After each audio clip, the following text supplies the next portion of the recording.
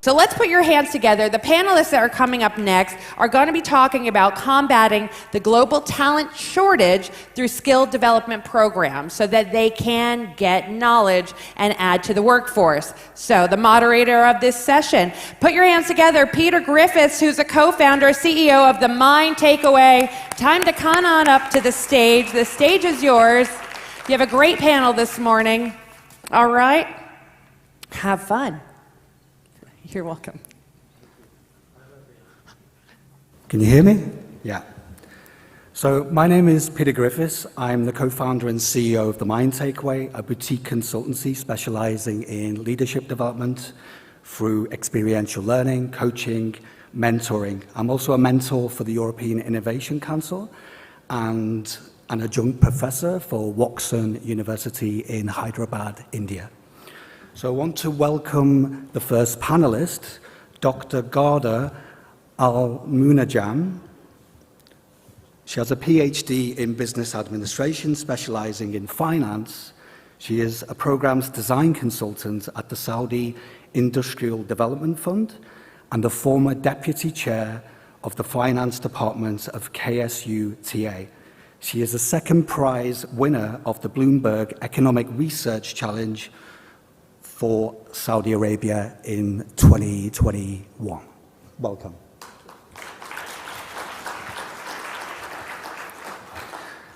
And the second panelist I want to welcome is Ramya Chaturvedi. She is a brand ambassador for V-Chic Image Consultancy. She has a master's degree in public relations and advertising from USC Annenberg, and she has a bachelor's degree in international relations and affairs for Wheaton College and the London School of Economics.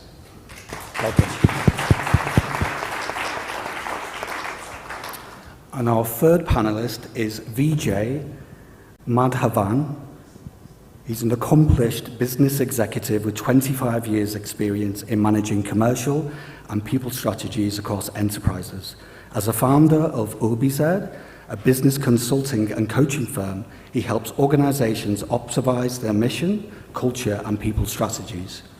Vijay focuses on bridging multi-generational workforces, including Gen Z, to drive success and innovation. Welcome. And last but not least, K. Rajiv Narayan. Welcome. He's the founder and CEO of the Leadership Elements India. He is a passionate book reader who transformed his love for books into a unique business model, creating deep thinking shifts in leaders through global book-based consulting with a mission to convert non-readers into avid readers and empower personal growth. Welcome. Could I have a mic? You can have a mic. Yeah. Everyone have the microphone? Thank you. I have one more for you. You have to share it temporarily.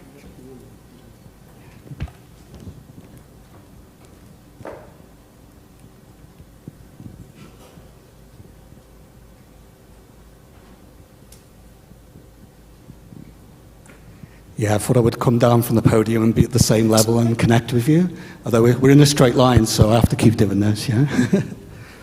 So in my experience coaching and mentoring leaders and entrepreneurs across multiple industries, I found there to be skills gaps, especially in leadership skills.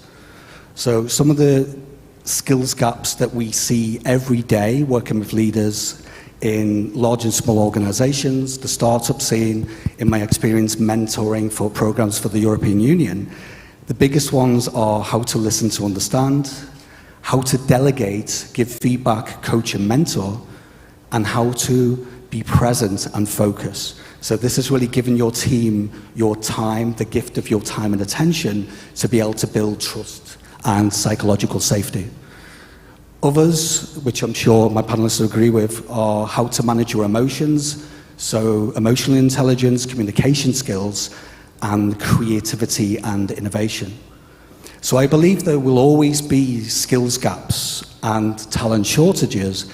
However, that doesn't mean that we can't bridge that gap, and obviously we have a room full of talented and experienced educators today. So over to the panel. I'll start with Dr. Garda. And the first question I want to ask is, what are the skills gaps in your experience? Okay, thank you, Peter. Good morning to you, to the respected panelists, and to everyone here. From my experience, the gap that was discovered actually, but it was by a comment by a former CEO when he mentioned that our trainees who are in the training for development or for employment programs graduated after 2 years of training without knowing how to generate a report. So this comment caught my attention, so that I recognized that there is a gap that we need to fill in our training programs. So let me give you a brief about our organization. It's a development fund that funds projects in different industries, such as logistics, industry, energy, mining, among others. So when a client comes to the fund, the request is reviewed by different departments at the fund, such as credit, market studies, and technical. So usually we design the training for employment program for 2 years, and we designed it from a theoretical, we give them theoretical training and on-job practical training, internally and externally. So also we accept all majors, so this might also add to the previous gap, meaning that we don't accept only graduates from finance or credit or business. We accept all majors, including pharma, law, all majors. So this comment actually made me think about designing a case study from one of our real current clients of SIDF or the fund. So we have a real client. We have a legacy of 48 plus or 49 now plus years of funding such projects. Why wouldn't we use real clients, real case studies to write a case study to apply it in our internal programs so that our trainees would generate these reports upon when they finish their in-house training and within 4 months. So we came up with this proposal, and I presented to the previous CEO, and actually it was a big no. So, but I don't take no for an answer. So I just went through with the case study, and I designed it, and I worked on it for almost 1 year, although it was a no, but it was a big success, alhamdulillah.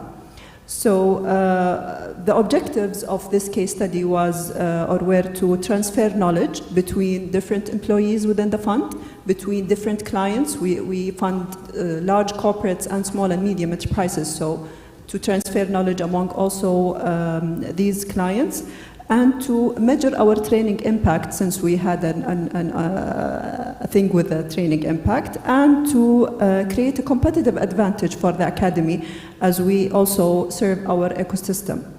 So our stakeholders for this case study were our clients, our ecosystem, which contains of 13 organizations in the mining and industrial ecosystem, and the wider ecosystem, including universities and other educational and training institutions. So the case study was designed to be delivered throughout the in-house training program, which is 4 months. We designed it to be delivered as a capstone project to be for the trainees to work on for 10 weeks. We linked the case study to the 4 core areas that we deliver in our training program, which are credit, finance, business risk and risk management, and accounting. So we linked all the theoretical concepts that we teach them to what they actually do at the fund as real officers. So they were able to practice and apply everything that they learned on real life, linked to what they do as officers at SIDF. Also, since we accept them from different majors, we paired them into 17 pairs. We mix up the gender and the background so that we have 17 pairs between males and females from different backgrounds, working together on this project for more than 10 weeks. We also designed it as two versions, one version for the instructor and one version for the trainee. And we provided them with expert sessions from our experts at the fund to provide them with their expertise in credit, market studies, and technical studies as well. We also designed a mentorship framework where the alumni, the trainees, the graduates from the program mentored the trainees during while they were working on the case study. Also, we had some in-class activities such as virtual factory visitation, and we asked our experts to act as the clients, so that our trainees can ask them when they evaluate the project, and that they can ask them all the questions that they need to ask. Finally, we asked the trainees to present this to a MOC, MCC, which is a Managerial Credit Committee, so that they can challenge them and ask them all the questions just in real life situations. So it's like a simulation, actually. So they were able to generate different reports, such as industry analysis report, financial modeling, ownership report, project evaluation report, loan submission, and finally a final report, just as real life officer after only 4 months of training, unlike the previous situation where after 2 years they couldn't generate any report. We finally evaluated the trainees based on a robust rubrics and, as I mentioned, a mock MCC. And the winner team was the closest to the real appraisal. I think I took long, Peter, enough.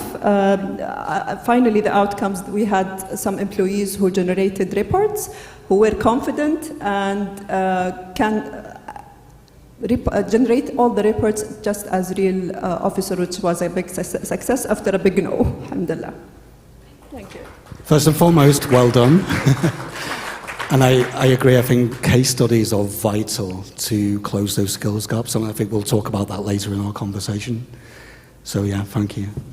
And Ramya, over to you. What do you believe in your experience to be the skills gaps as well? So echoing my panelists' thoughts, there is a global skills shortage. We do see that the Gen Z population, they want to be their own self-boss. They want to have a flexible timetable and a schedule, especially thanks to the pandemic. And the biggest skill gap or the shortage I see is that the youth isn't future ready. We all have academics, we all have good grades, but we don't know how to crack our first interview. We don't know what to do in a social setting. And working with the youth, this is what I noticed. I asked them an easy question, like, okay, tell me something about yourself. And they'll tell me their qualifications and education. Well, as an interviewer, I already have that in your CV and resume. I want to know more about you. So how do you crack your first interview? How do you behave in a social setting? How do you launch yourself as a brand? The youth needs to know these future skills, and they need to be ready for the real world, because I'm sure all of you all can agree to it that your education world is very different from the working and the professional world, and that's the role I play. I connect the youth, I make them future ready from the training I give. Being in image management and a consultant, I prepare them for the future. I bridge the gap between them. I give them the training that they need to sustain in this world and just boost their confidence. They all want to be entrepreneurs. Seeing the Gen Zs today, we want to be our own boss. So my role is just to boost their confidence, give them a platform and the skills and the resources. I'm going to keep this short and crisp because I know all the other panelists have things to talk about this. That was perfect, thank you. And Vijay, what do you think? Thanks. I'll agree with you. I've been blessed to be working with Gen Zs since 2017 as a CXO and a CEO. And last year I decided to fire my employers and make the world my playground with Gen Zs. Two things that I've experienced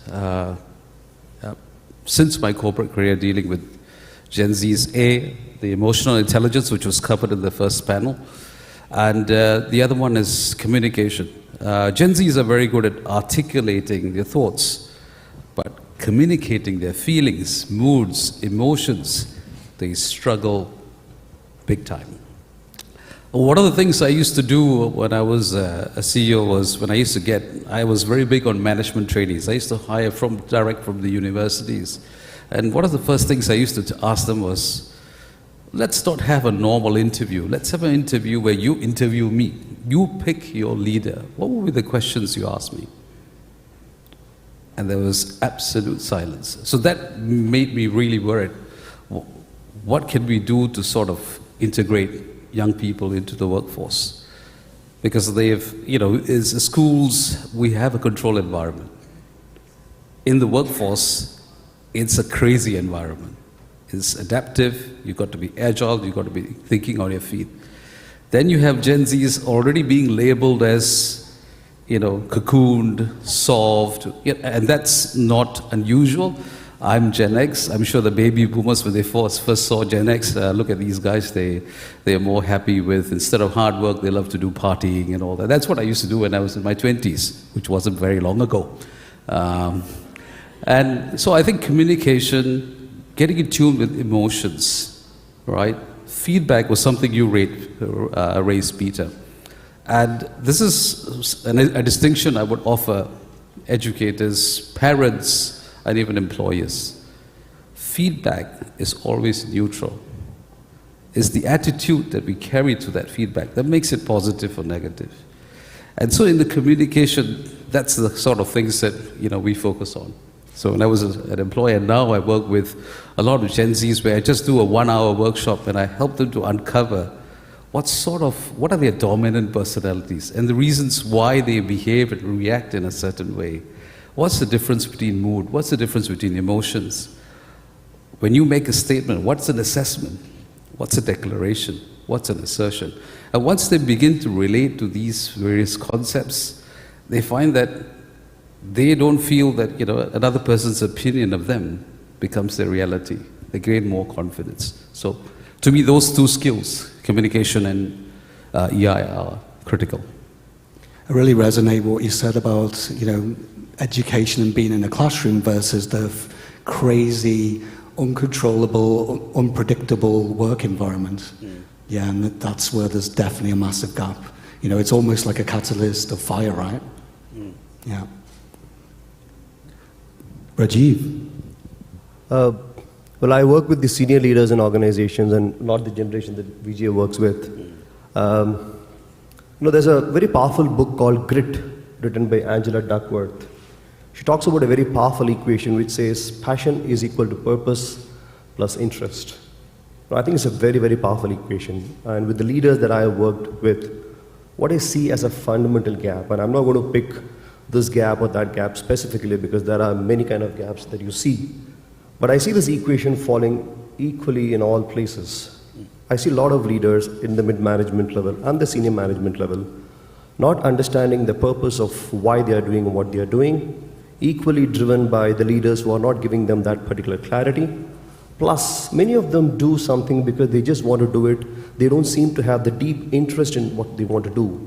And when they don't have the deep interest, they can't get into a deep work of doing their work. Like Carl Newport says, when you can't do a deep work, you can't really come out and deliver for the organization. So I'm not going to list down gap 1, gap 2 skill, but I think I see this fundamentally lacking where alignment to what organizations want to deliver and that particular alignment not getting communicated to different levels of leaders and organization seems to be a fundamental gap, and because of which different gaps arise in different dimensions. So I think it's important for people like all of us in this room who are doing a great job to go back and see how do you build your leaders, your people who are able to get this equation right, which is passion is equal to purpose plus interest. When these two come together, I think the skill gap would definitely get addressed. Then you get a passionate skill. Because for me, I don't see this as a skill gap, I see this as a passionate skill gap, which means organizations and institutions and communities have a lot of skills, but they don't see people with a passion that's being shown in a skill. So I think that's the area that I would love all of us to probably work upon, if that answers your question, Peter. Yeah, that's interesting, because would you connect passion with, for example, curiosity? I see people sometimes lacking the curiosity, and I can link that back to passion, right? That's because the lack of interest, hence there's no curiosity to do more. Thank you. So I'll go back to Garda. Why is there a global talent shortage? What's your best guess with that? So I do believe we need in the training programs to identify certain maybe competencies, and maybe we can focus more on the entrepreneurship, the interpersonal skills, where emotional intelligence, communication, negotiation, especially with the development of the smartphones and the AI and TOT, all of the technological advances. So when people don't know how to connect, to communicate, this will create a gap, in my opinion.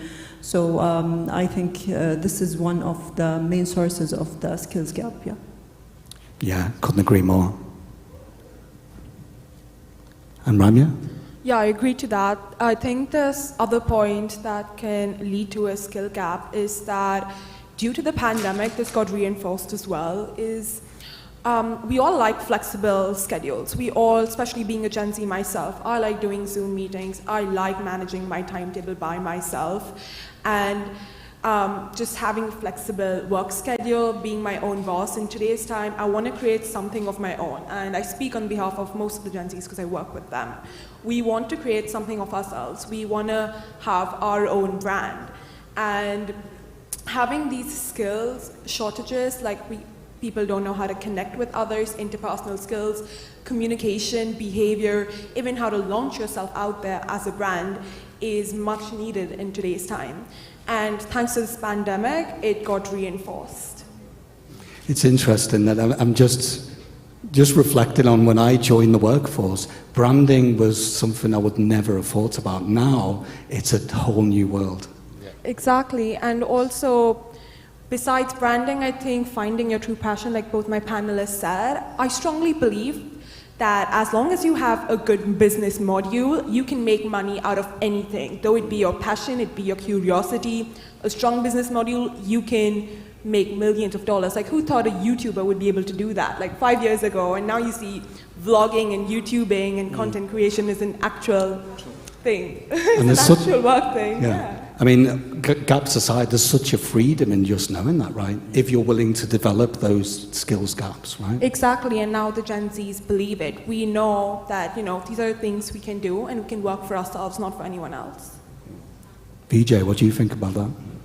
Well, I think, yeah, you're right. The two things, we look at talent shortage, which is driven by a shift in demographics between, I think, there are a lot of the baby boomers have gone out. There's a narrower Gen X and then the Gen Z entry level, because the millennials have gone past the entry levels. And, as Rami said, there's a lot of choices to Gen Zs. In fact, the term quiet quitting is not new. It's been happening. It's just that, now we've coined the phrase quiet quitting. But it's been happening way before the pandemic. And these global talent shortages will continue, I think, until 2030. So we're in a very critical period. Now, I believe that when employers look at attracting Gen Zs, you have to be serious about well-being. You've got to be serious about flexibility. I'll give you an example. When I got into Laos, right? Laos is a very small landlocked kingdom. That was my last posting as a CEO. The average age, including myself, was 23. So you can imagine how young my boys and girls were. And I realized that having all these formal structures and all this stuff, was not going to work. So we got away with all the CXO offices, including mine. We brought in work from anywhere, not just work from home, right? And we coined them as privileges, not entitlements. So if you abuse it, then as an employer, we have a right to tweak it. So they are fully aware of the risk. They're conscious that if they abuse the system, they will lose it. And there's also the thing about vulnerability among leadership. Leaders tend to have this shield as they go up there and say, we can't say the wrong thing. I tell you, I've stood up on town halls and apologized to my staff many times where the leadership has made a mistake. I think that's what they're looking at. Employees look at that. That's the other thing. Then employee experience in the brand. This is part of my doctoral research, which I'm doing at the moment with Gen Zs, and whether we should have multi-generational employee propositions. And Gen Zs look at your employer brand as a mirror or a lens into the actual culture of your organization. So there's no point in trying to come up with something fancy where inside culture is toxic, right? Managers are micromanaging, right? Shareholders micromanaging. The CEO looks like a Superman when he's just human. These things don't fly well. And so you don't just have quiet quitting, you have early quitting, right? And that's because a lot of Gen Zs have a very nice safety net, right? Particularly in Asia. What do? So while my parents are there, they're making enough money. I don't mind going back home and, sitting down and taking a break. And they love these breaks, They think after a year they need a 3-month break. But that's them. We need to understand that. So I think these are some of the reasons. Yeah. I agree. I love what you said about, the old school way of leadership is shield up, deflect the shield of us, right? And correct me if I'm wrong, you were pointing to vulnerability, right? Yep. And that's another skill that's widely in need of being developed, right? Yep. Yeah. That's right. And what do you think about that? All right, so we are talking about skill gap. Let's remove the word skill and probably bring two another words, ability and capability, right? And I'm telling this from an example from India, and I come from south of India, and there's a north of India. What we see there is a lot of people from the north, boys and girls, they migrate to the south of India to take jobs. The reason is people in the south of India have a comfort for which they don't want to go and pick up jobs. The political system has also given them a lot of freebies because of which they don't want to really stretch themselves. Whereas the boys and girls from the north of India, they come down to south for search of jobs. They get good money, they save, they send money back to their families in north. If we just pick up that as an example and bring it to the corporate side. So what is ability? Ability is the natural talent that an individual has, right? And I say this here because I've seen this across the leadership space, and I'm going to keep it only to leadership because that's the area in which I operate. I see a lot of people not converting that ability into its fullest potential. And when that happens, that's when ability becomes capability, right? Now, I think a lot of leaders and a lot of individuals need to really figure out how do I create a system where this gap can be plugged by helping individuals and organizations and again communities to stretch that ability to its fullest potential. And when that happens, then you make a community of capable people, then there's no question of skill gap at all. I think it's important for the system and the individuals both together figure out how do we create a sustainable method of helping people to reach their fullest potential. I don't see that happening in multiple organizations because individuals come for doing certain jobs, leaders get those jobs done transactionally, and then quarter ends and year ends and targets are met and that's all. Not much is done in terms of stretching that individual to his or her fullest potential. I think if that happens, and we start looking at this word capability building rather than skill building, I think we would be living in a world where skill gap would not be there at all. That's my take. I like how you put it, very eloquent, because, we talked about hard and soft. Even that's a bit chonky as labels, right? Yeah. And just adding on, I really liked the point you said in stretching the person to its fullest potential, because I do think that the Gen Zs, we do need to be pushed a little outside our comfort zone to really know our truest potential. And it's important of the leader to make us do that, because otherwise we like the safety net we had. Yeah. We do need to venture out and be pushed. And that's the importance that the leader gives. You need to do it. So yeah, excellent point. If I can just add to that, I have a 15-year-old boy. And if you go to our generation, I remember my father bought me a bicycle which was 300 rupees and he made me wait for 2 years to pick that cycle because when I went and asked him for the cycle, he said, "Which rank are you in the class?" And I said, "I'm 8th. He said, "Come in the top 3, I'll buy you the cycle." I studied hard for the next year. I came 5th. So I go to my mother and tell dad to get me the cycle. He says, which rank? I said, 5th. He said, come in the 3rd. I'll give you the cycle. He made me wait for 2 years, which is 365 plus 365 days for a cycle that is just 376 rupees, and I still have the bill at my home. And my son comes and says to me, Dad, I need the Spider-Man game and this video console. He says, just 20,000 rupees. So I tell him, don't say just. There's nothing called just 20,000, just 500, just 100. The word just itself tells us that their mind is working from a very comfort zone. They don't value what it is. And if you bring that to organizations and workplaces, I think the young leaders who are wanting to make it a big in life do not realize the importance of their need to stretch beyond their comfort. And I think leaders play a very significant role, like parents at home, to do that. And wow, what a lesson. It's a masterclass in patience as well, and experiential learning, right? Yeah, go for it. So I'd like to jump in. I'm a father of a Gen Z, so I can tell you this, I relate.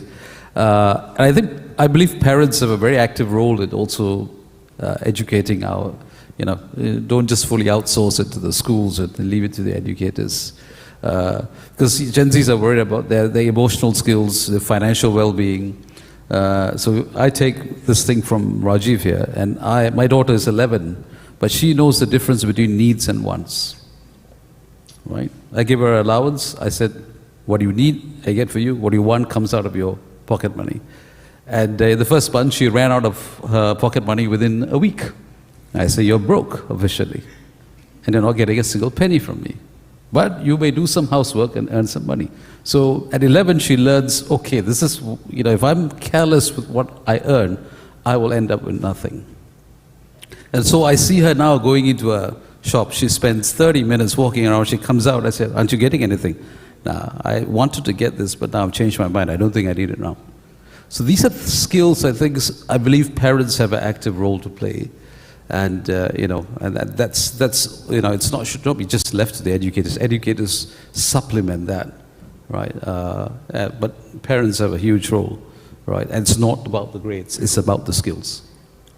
You know what, I couldn't agree more, because the people who come into the workplace when I was a leader myself and recruiting around the clock, it was clear to see when someone had great parenting, when they'd learned basic skills, exactly what you're pointing to, they were definitely more rounded. The gaps were much less, if that makes sense.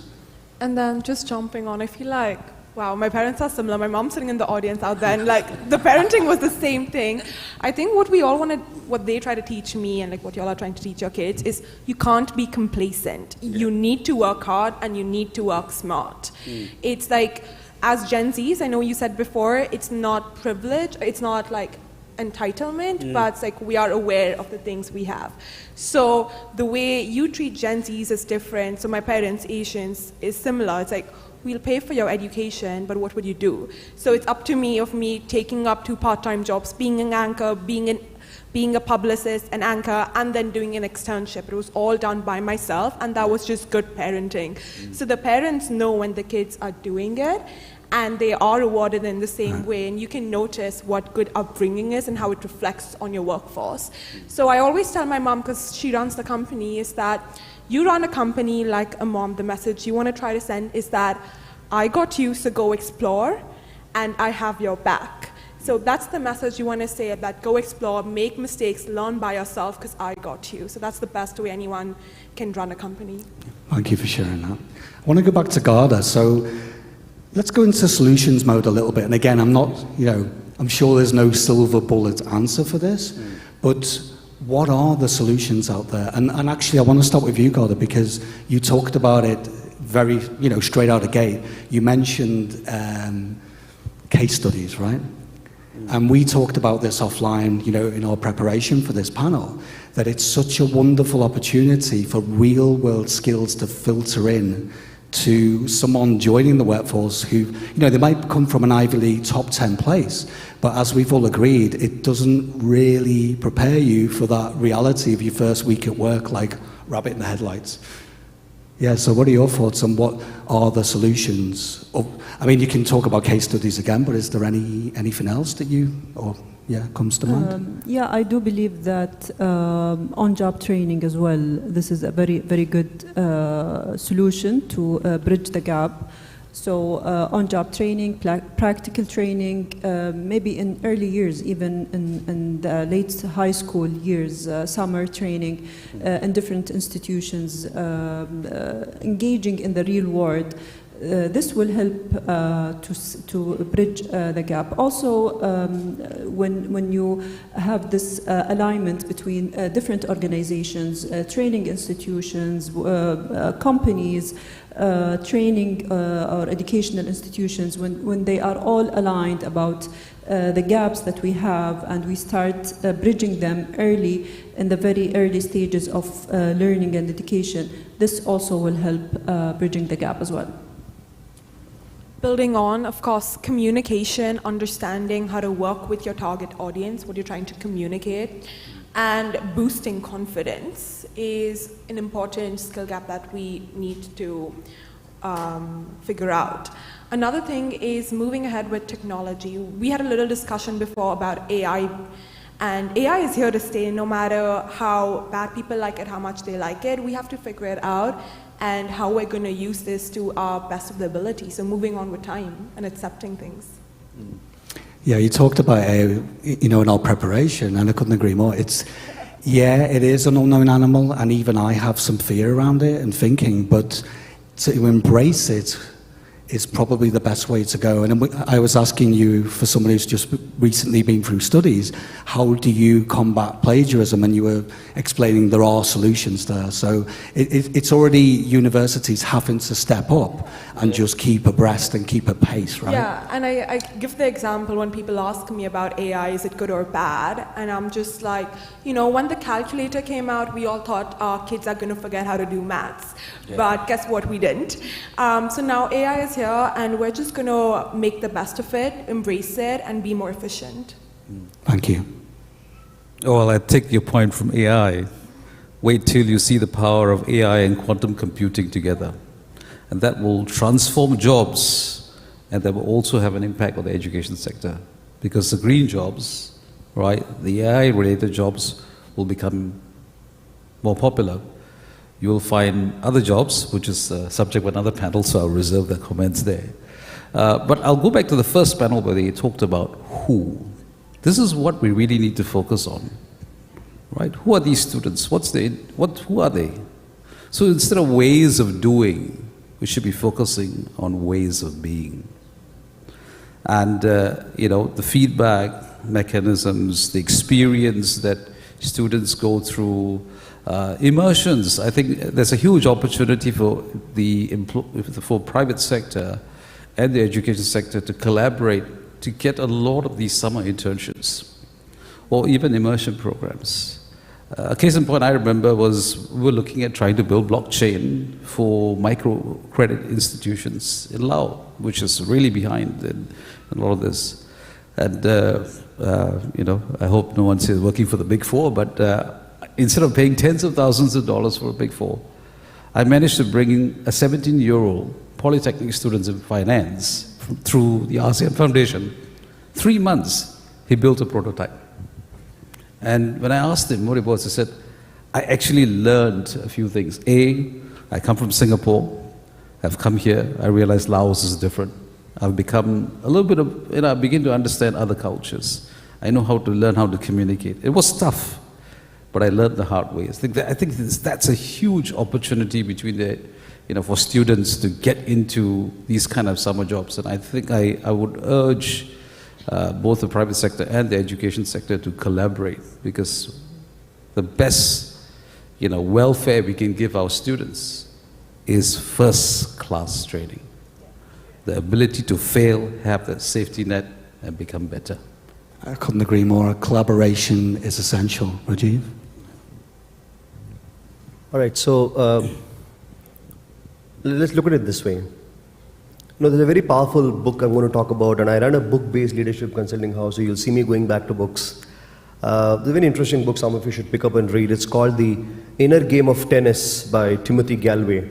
It's a classic book.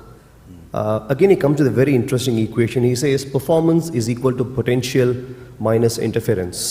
Look at the words. Performance is equal to potential minus interference. So what are we people sitting in this room here, and why have we come here for? And what are we doing primarily? Let's forget about, is there a direct solution to address the skill gap? I don't think so there is a direct solution. But can we look at methods? Absolutely, yes. If all of us can figure out how do we remove those interferences in the equation, then we should be able to create a high level of performance in people, which means their skills are going up, which means, as I said earlier, their capabilities are going up. And what are interferences?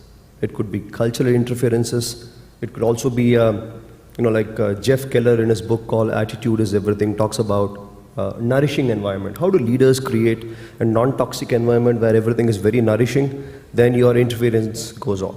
Some of us as leaders, we ourselves become the interference for the individual. So if you put yourself there in the place of I, interference, then the potential of the individual doesn't come out. So let's remove ourselves out. So when we do these things, there's a high possibility for individuals to rise above and display the highest level of performance. I think the challenge here in organizations and communities again is many of us are not working on removing the interferences, which I think are the inputs.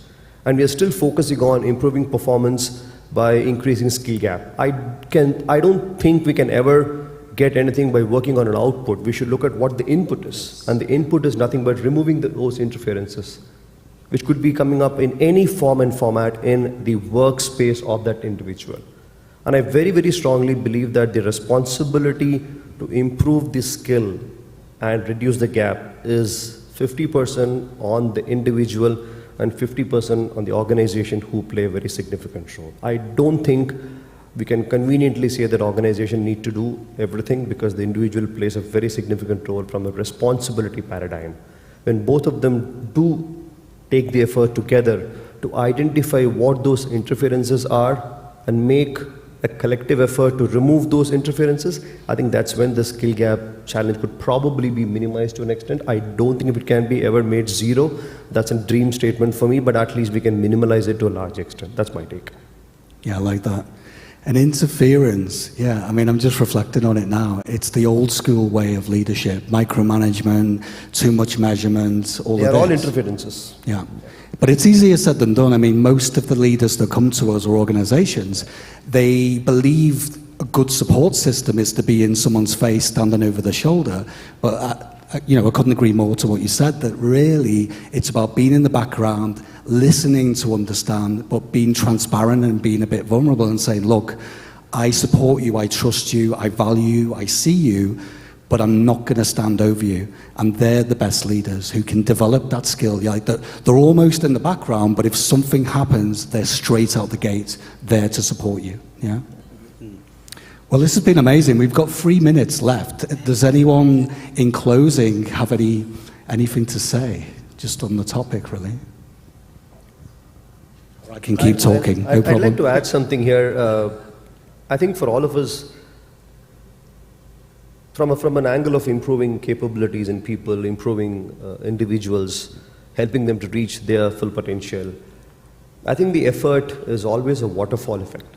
Everything happens from top to bottom. So when we go back and try doing certain things, whether in the education space that many eminent panelists spoke earlier, or in the corporate space, I think all of us should start hitting at the top level. Because when we make very deep thinking shifts at the top level, there is bound to see some effect at the bottom level. Independent of whether you work at the Gen Z or you work at Gen X, whatever you want to call it, I'm not very familiar with these words. But I fundamentally believe that you need to know where you need to hit so that you have the right noise.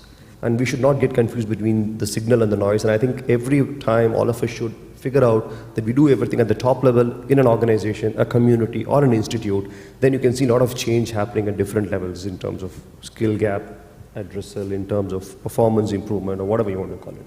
So I think it's a very top-down and a waterfall effort from all of us. That's my summary statement. Yeah, it's interesting you say that because it's so overused, top down, all of this, right? But when I see a leadership team start to develop themselves slowly but surely, and that trickles down, that's when there's impact and culture change. Without it, quite often there might be the money on the table to run a skills program, leadership development over 6 months or a year, but quite often there's key stakeholders, key decision makers, senior leadership who just don't buy into it. And it almost becomes almost like a box ticking exercise, so to speak. Well, yeah, I'll take this one, which is nice. I look at, we spoke a lot about communication, EI, a lot of strategies, including case studies from, from the policymakers' view. I believe the biggest challenge for education sector is this, and I'll offer this as a distinction. I think we've heard fixed and growth mindset, but I think we are going into the era of a reinvention mindset. What are we doing as education, educators? What are we doing as employers? What are we doing as parents? I think there's this huge thing about embracing a reinvention mindset. And schools are going to be, education institutions are going to be under significant pressure. How do we just evolve and prepare for the next generation of workforce, right? And I think that's going to be a question to ponder about. So I offer this distinction back to the educators. What about the reinvention mindset? What are being done for teachers, for educators? How are they being evolved in this world? Yeah? Leave that to your imagination. Good way to end. Valid point. Thank you. Well, it's been a pleasure. I hope you've enjoyed this and it's been insightful. Over to questions, I guess. There's a question. Give him a round of applause. We got the microphone right up here. Give him a round of applause. Really interesting. Some of these numbers and statistics about Gen Z and how fast they're moving jobs is astronomical, right? I just saw something. It's over 140% they're moving around. Please introduce yourself and ask your question. Hello, everyone. My name is Nazlı. I'm originally Turkish, but I'm coming from New York. I love, how you guys talk about the personal branding, passion, purpose, interest, curiosity, and Ramya, I have a son who is 10 years old, and he comes and he says, I'm the boss of myself. I didn't know what to say. and one day he came and he said, Mom, I want to live my true self. What they told me that I need to be a mathematician. Okay, I do math, but I want to live my true self. So my question is actually for all generation, but let's focus for Gen Z and Alpha. Do you think if Gen Z and Gen Alpha live their true self, would they be able to build right skills, design their career with purpose, and be able to live their passion? So I do connect a lot with your question, because my mom and I, we keep on butting heads on the same thing. My mom keeps on telling me to do certain things, and I keep on saying, I want to live, this is me, this is a version of me. What you want to try to tell your kid is that I want you to be the best version of yourself. Now, to be the best version of yourself, these are the skills you may need. How are you going to be like a footballer? You have to train, you have to work hard, you have to put in the effort to achieve this. And also, we're changing, the times are changing. So the skills you may have needed in your generation is not needed today. I'm thinking of an example. It can be something like, this is interesting. So yeah, I just think it's like changing skills and changing time. With AI specifically, how are we being efficient? In today's time, we may not have to use like telephone books, to find someone's numbers. We have an iPhone, we can Google.